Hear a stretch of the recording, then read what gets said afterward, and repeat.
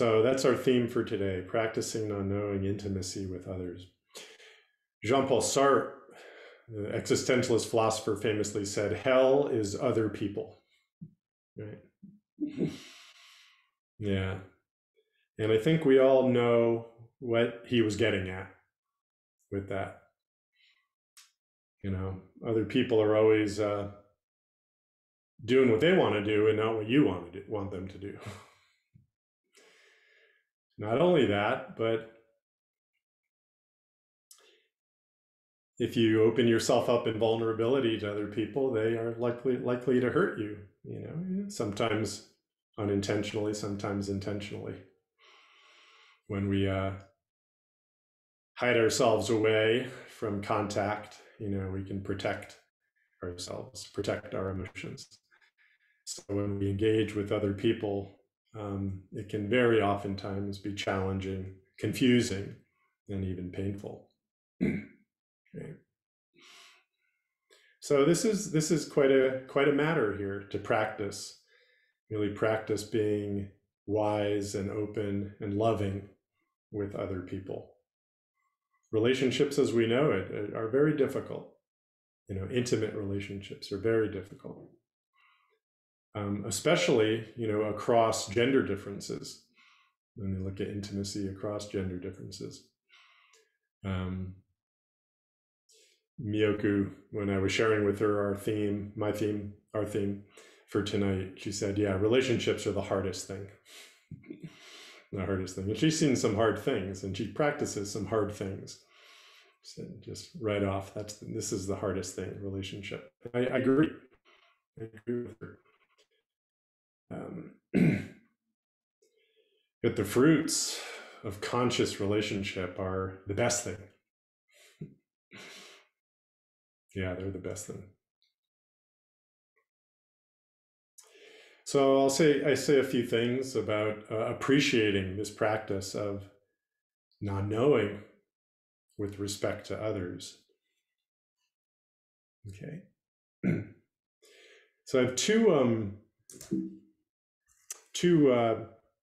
one is a koan and one is a Taoist story. So two accounts to kind of share in my talk. And this should be fun. I wanted this talk to be fun, and these should be fun. So relax. The first one comes from the way of Zhuangzi or Zhuangzi, who was a Taoist teacher, philosopher. I don't know what they call themselves, actually. I think I like person of the Tao maybe is the best. I don't like philosopher. But this translation actually comes from Thomas Merton, did a book on it, who many of you know. Back from 1965, he did a translation of this. So it goes like this. Some of you might have heard this before. Zhuangzi and Huizi, who are both Taoist adepts,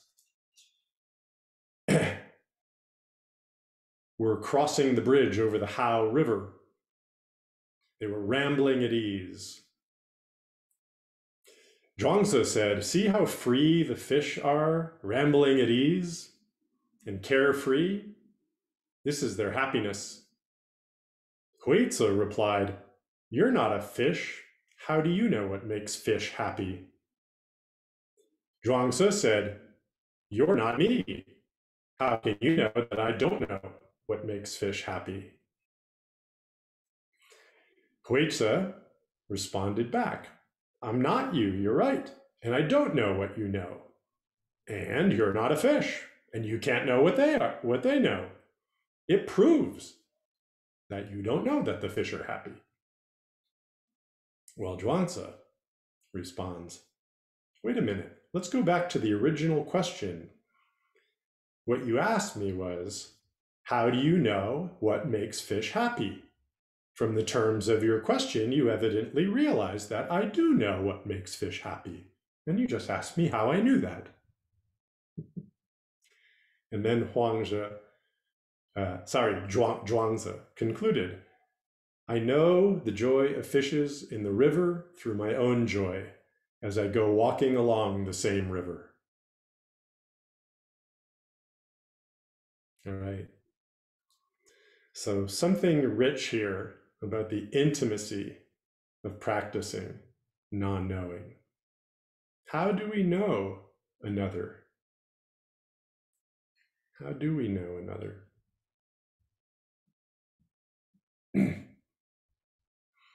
Huang Huizi, turns this into an analytical question.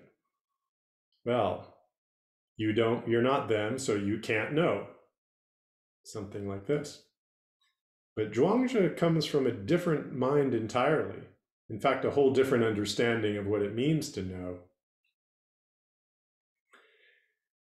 And he brings forth the knowledge that comes from an empathetic relationship with another being, a direct, intimate relationship. I read a few commentaries on this tale in preparation for this talk, and one of the commenters was a philosophy teacher who clearly took his explication from the original Chinese, and he said there's a part of this story that a lot of commentators don't catch, which is that the words used to describe Zhuangzi and Huizi, the two men, at the beginning, they're rambling at ease as they go over the bridge, is the same word, yo, that's used to describe the activity of the fish in the water. Yo apparently is the Chinese word, right?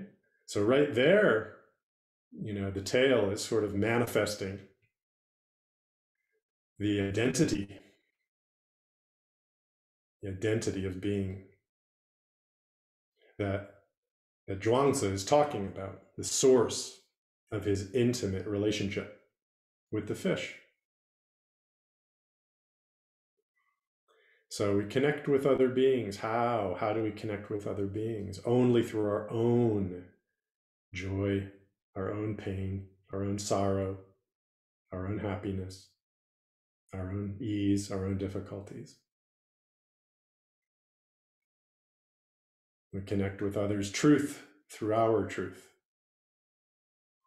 And that's the only way we can do it. That's the path, always. Right? I've often said that we can only understand someone else to the extent that we understand ourselves. If you have a very limited understanding of yourself, then you have a very limited understanding of other people, in the specific and in the general. So when I see someone and they are authentically see other people as the Buddha, as bodhisattvas, they're not just saying it, oh, everybody's the Buddha, but they really believe it, and you can tell. Then I know that they know that they are a Buddha themselves. And when you know that you're a Buddha yourself, then you instantly, maybe not always instantly, maybe it takes something sometimes, but intrinsically, not instantly, but intrinsically, you know that others are Buddhas too. Yeah. And then you encounter people who they clearly just see the whole rest of the world as, perhaps aggressors or people out to take advantage of them. Well, that's how they see themselves. That's all they have. That's what their view of the human being is limited to, right? And when your view of yourself and your understanding of yourself is that deep and that wide,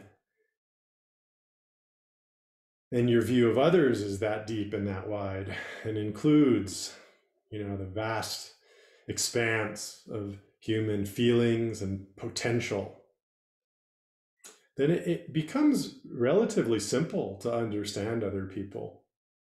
They're kind of like an open book when you have a deep understanding of yourself, when you're deeply intimate with yourself. and look outward, without defense or without analysis. When you can really listen deeply to another person, that's a key part of it too, is you've listened deeply to yourself. Now you have to listen deeply to the other person. And people reveal themselves all the time. They're always revealing themselves. So your knowing becomes very simple and very direct. You don't have to figure things out so much, right? But you've got to listen not just to the surface words, the surface communications that are coming through from other people, but you have to listen to what might be going on down below, potentially even deeper than they're aware of themselves. Okay. Our social interactions operate at a very surface level for the most part. Okay. There's a lot of social codes that govern our interactions. And on top of this, we all wear masks in most settings. So we're all wearing masks and we're all following social codes. And these things tend to, obstruct or get in the way or sometimes distract from real authenticity and intimacy. But we need these, as part of our social functioning, right? But what we can do inside is that we can practice bringing a certain quality of attention to the surface codes, filters, and masks, while we also simultaneously give a deep attention to what's going on below the surface of other people. The one is a kind of a functional attention, okay? And the other one is a more intimate attention. It comes from your own samadhi, from your own restfulness and abiding within your own centeredness, your own equanimity. And this will allow you to resonate with others intimately.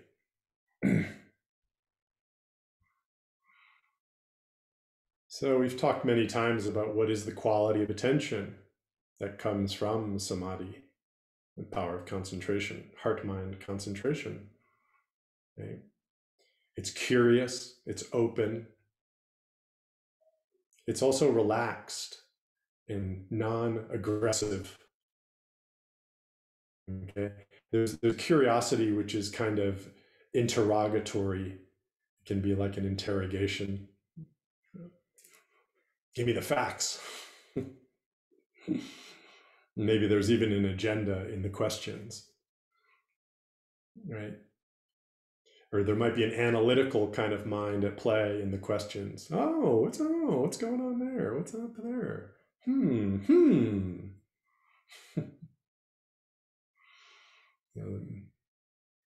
Maybe some kind of interpretive mind is working, and kind of looking for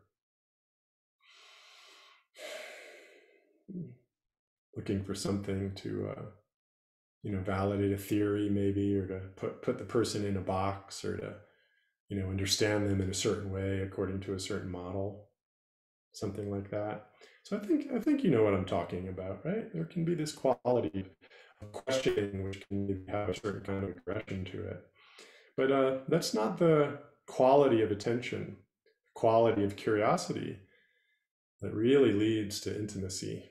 That's not the real non-knowing practice that we want to practice here, right? This is a curiosity that allows for surprise, that's playful, that is humorous, and allows for humor, and also allows for bewilderment.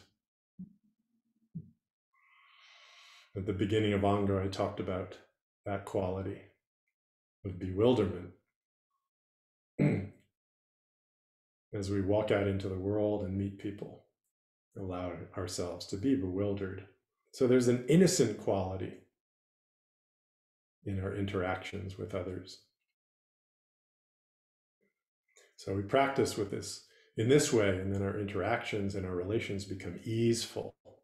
Okay, it's actually what this Taoist story, you can say, is about. It's about how to be easeful in the world with other beings, how to really connect with them intimately in a way that is supportive. And it's really wonderful how this tale kind of manifests that, because Zhuangzi and Huizi were very close friends, and they're both adepts. So they're actually manifesting the quality of easeful relationship that they're talking about, really knowing each other from the heart and connecting. And they're just sort of batting these things back and forth in a very playful way. So the koan I want to share has similar qualities, but being a Zen koan is much more simple and direct. This appears in two koan collections, pretty much in the same way, same form. It's Blue Cliff Record, case 24, and the Book of Equanimity, case 60. Ryu Tetsuma, the Old Cow. It's very short. Ryu Tetsuma came to Isan. Isan said, "Old cow, so you have come." Ryu Tetsuma said, "Tomorrow there's a great festival at Taishan. Will you be going?" Isan lay down and stretched himself out. Ryu Tetsuma went away.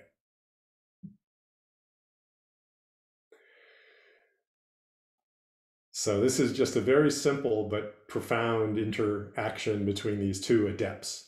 Ryu Tetsuma was a woman. She's reputedly 40 or 50 years old at this time. Isan was her teacher, so probably 15 or 20 years older at this time. But Ryu Tetsuma was very highly evolved and was basically a master in her own right. So this is the coming together of two masters in a very playful way. So let's look at it in a little bit more detail. Ryu Tetsuma comes to Isan. Ryu Tetsuma was an old woman who was known for the ferocity and the strength of her Dharma understanding. And she was called Iron Grinder Ryu because she would just grind up young monks who would challenge her in the Dharma. Or more often, she would challenge them in the Dharma and they just wouldn't have a clue.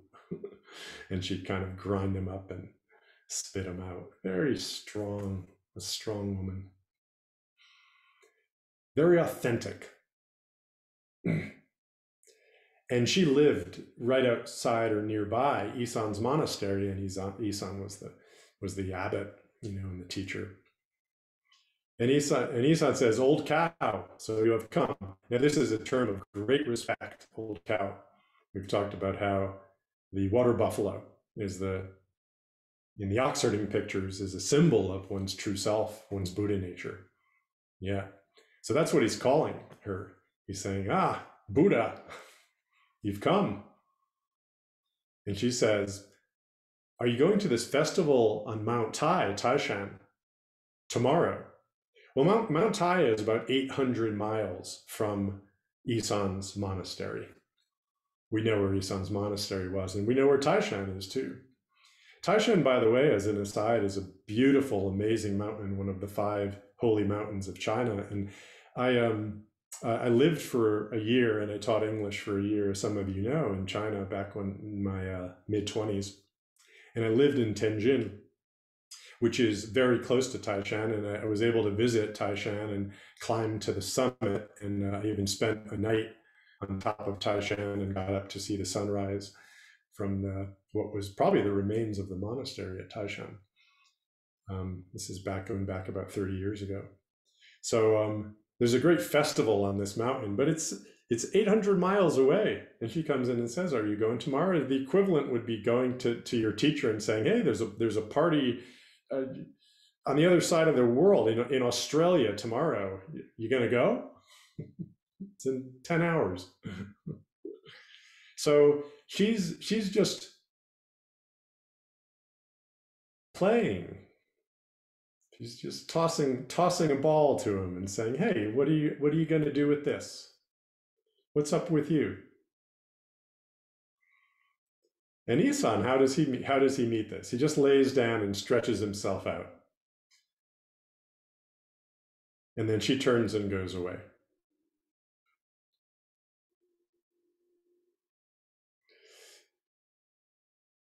So her initial question is very mischievous. Um, maybe it's like walking into a room with someone you know and just throwing a ball to them and say catch, see what they're going to do. Kind of getting outside of any sort of getting out of their heads, seeing what's up, what kind of energy they're going to manifest.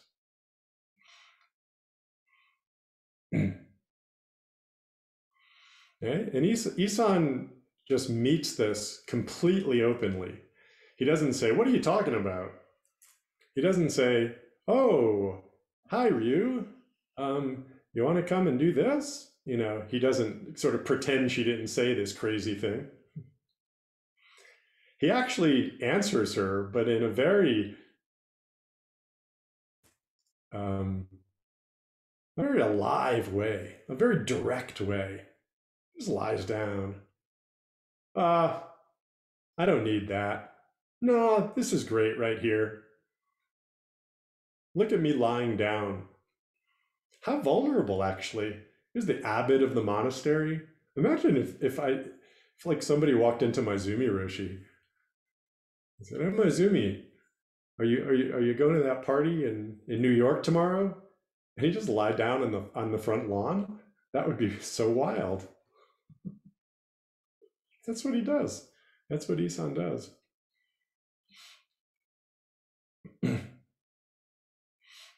A great vulnerability in both of their showings up to the other. And not only that, but a great peace, great ease. Yeah. There's nothing pushy. There's nothing teachy. There's nothing preachy. There's no agenda.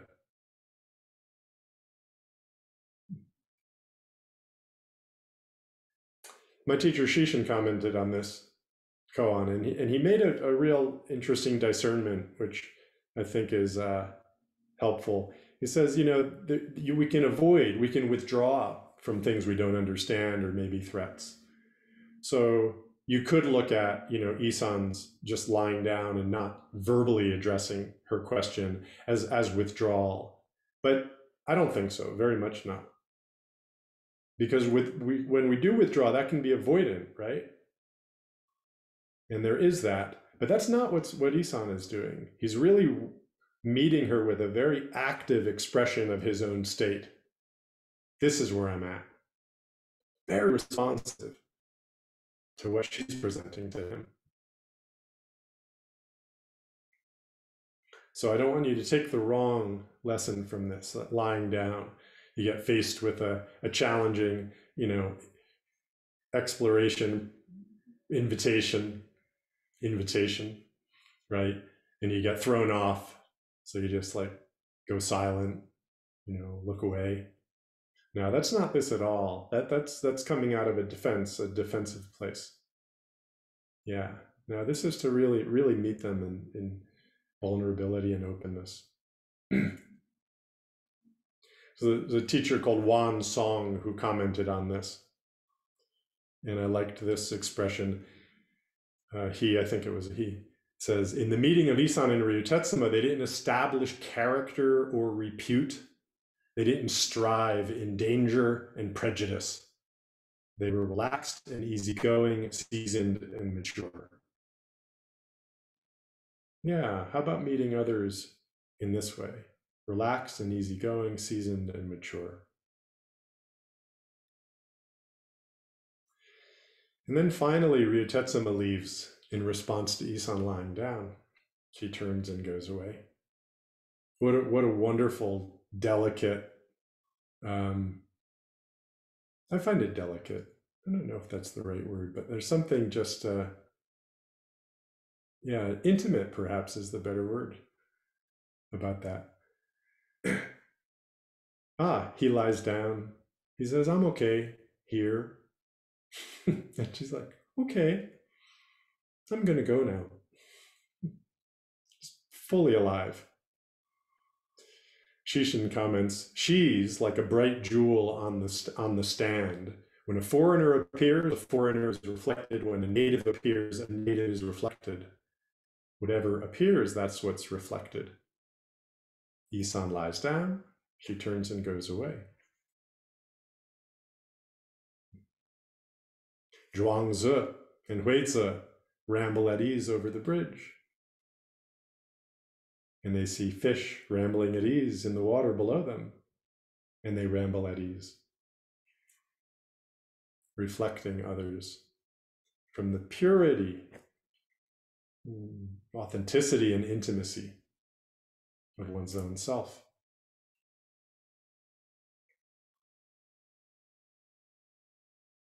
So this is the fruit of intimacy with others in relationship. Easefulness, safety, happiness, okay? Lightness in the world, humor.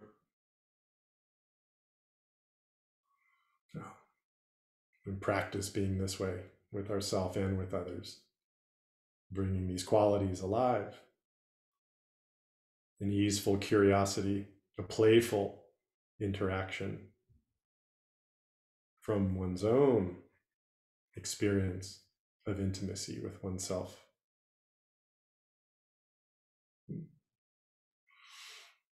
Okay, so those are some words in appreciation of this practice. There's many flavors that we can practice, non-knowing of others. So we can discuss more after we sit. Thank you.